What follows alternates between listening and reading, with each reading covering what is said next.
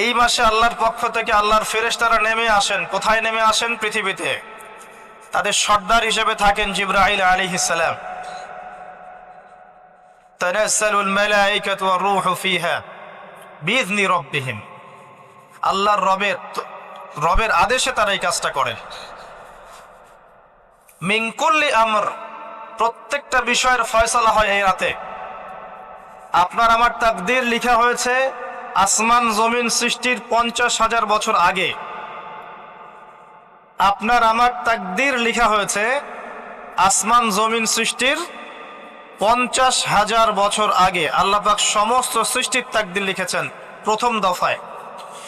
দ্বিতীয় দফায় তাকদীর লেখা হয়েছে যখন আমার আপনার রূহ আমাদের মায়ের গর্ভে ছিল 4 মাস 10 দিন বয়স। ওই সময় আল্লাহর পক্ষ থেকে ফেরেশতা আসেন, এসে লিখে দেন তার হায়াত